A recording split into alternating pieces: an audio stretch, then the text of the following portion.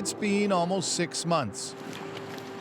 We've kept in touch, but today, Hello! Hi, how are you? it's face to face. Good to see you.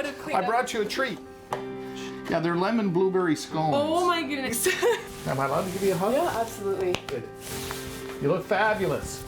Thanks. Fabulous for a young woman who's been through what she has. At the age of 19, the first big scare of her life, a seizure while playing basketball. Carling's mom, Shelley. We were driving in and she was still in the ambulance. And they had to pull over because she had a seizure on the way to the hospital.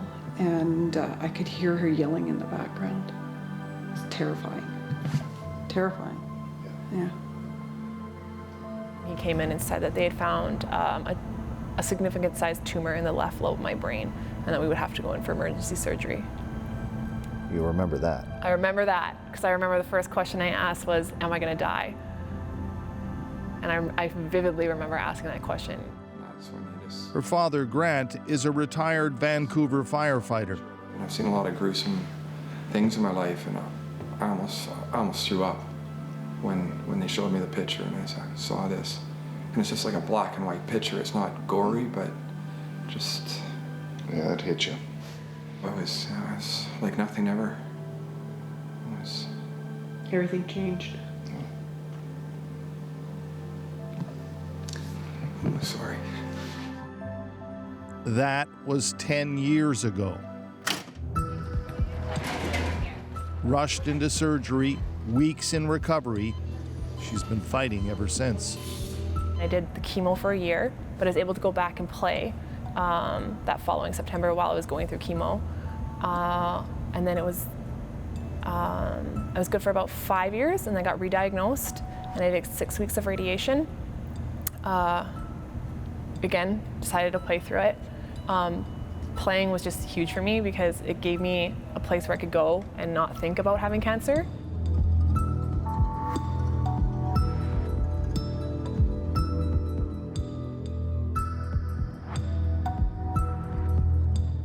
Got re-diagnosed again, did chemo for 10 months, and then had about 6 months off after that, and then I got told I was re-diagnosed again.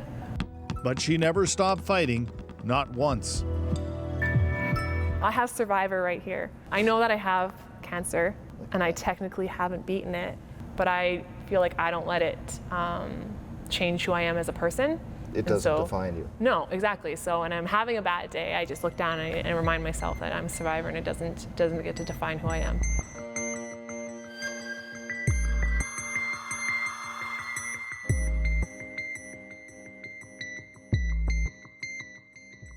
Just last fall, an opportunity came to attack the cancer once more using a brand new, less invasive technique. Right down the middle. Her doctor, Dr. Brian Toyota, thought he had a great shot at killing most of it.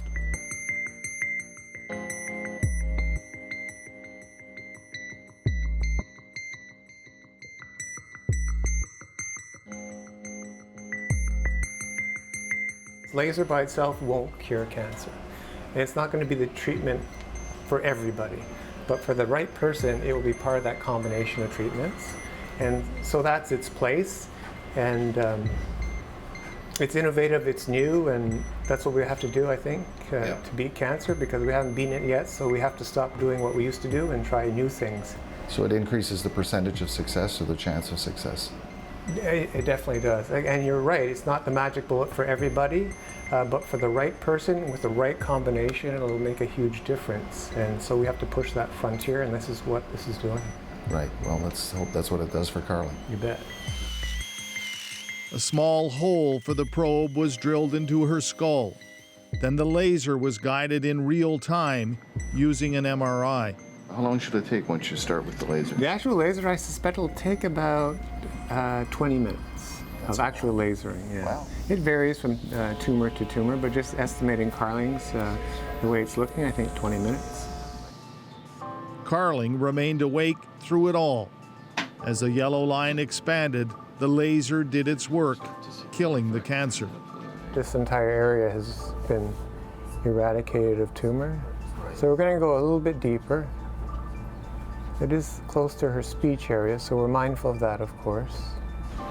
This is good. Yes, it's all good. She's comfortable. We're happy with what we've achieved so far. I'd like to get a little bit more. And then we'll be done, and then take her upstairs, and we'll take that little device out of her skull, and she can eat, which I know she's been hungry. Well done, Carling. That was 6 months ago. She's been on chemotherapy ever since, trying to kill the cancer they couldn't reach.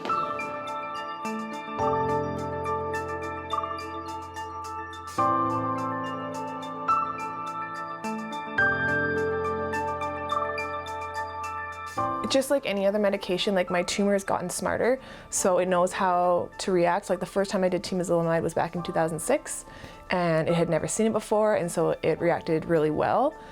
Now it's not reacting at all. Psychologically, how have you been coping? Again, like I have my good days and I have my bad days. My good days, like hopefully outweigh my bad days, and yeah, that's really what it comes down to. There's been things this time that like I've had to think about that I haven't had to think about before. Knowing like I can't freeze my eggs anymore or stuff like that, knowing I can't give Andrew like a family, that stuff's been hard. But then there's like a sense of like when I'm going through all this, my family, like we become like a solid unit, and I have to focus on those type of things.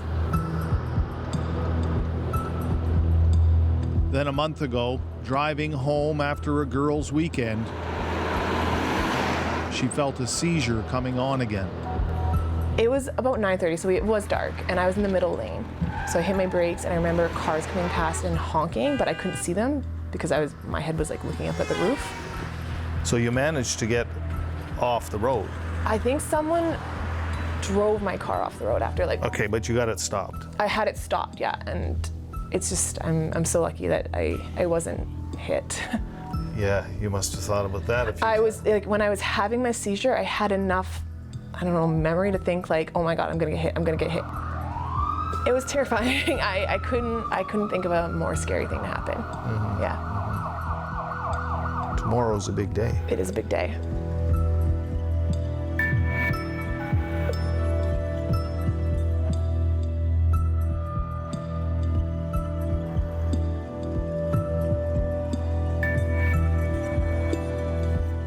Ready for it? I'm ready for it. I can't not be ready for it. Yeah. Yeah, it is what it is. It's exactly, yeah. Yeah. It could be bad news. It could be bad news. Yep. It could be good news. It could be we're just going to continue on with chemo news. Yeah. Gonna sleep tonight? Yep. Yeah. You're amazing.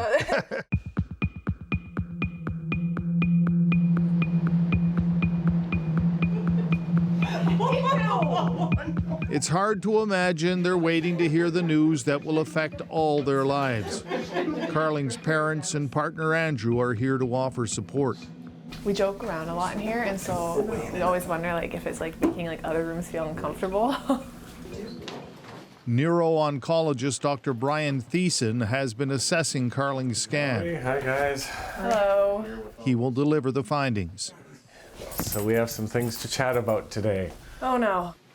There are some issues with your scan we have to deal with. Okay. It's not good news. So this is your picture from the last scan, right? This is now? And this is now. It's bigger. It's causing a bit more pressure. It's starting to get into that corpus callosum there too. So that's the corpus callosum, which is the connector fibers between the two sides of your brains. So it's starting to creep over that way. There are options. Carling already knows what she wants to do.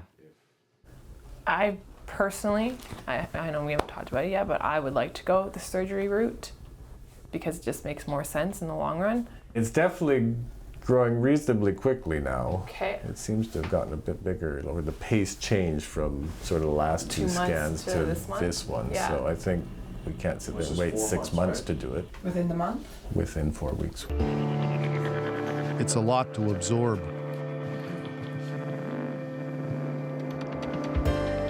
We've always tried to be somewhat gentle on her brain. So now it's time for plan B. But now we will probably have to increase our risk that we might hurt her and end up with brain injury changes that are not great. So that's our concern. She's one tough young woman. She has been. I mean, she's been battling this for many years, and you know, she's gone through all these treatments and continued to thrive despite them. So I can tell you're a little disappointed yourself. It's hard to do this, eh? Yes, especially when it's young people like this. I mean, it's a challenge to deal with brain tumors at any time, but when you're dealing with young people and young lives, it's a lot more challenging. Carling and Andrew head off to talk. Mom and Dad are understandably in shock.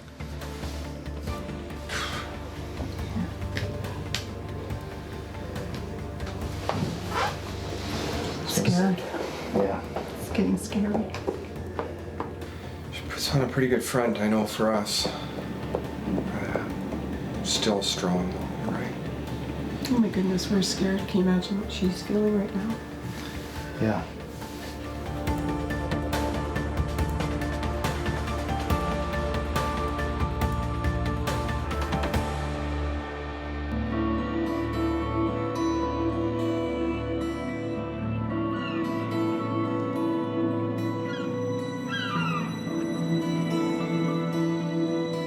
The pier at Port Moody is a good place to think. There's a lot to think about.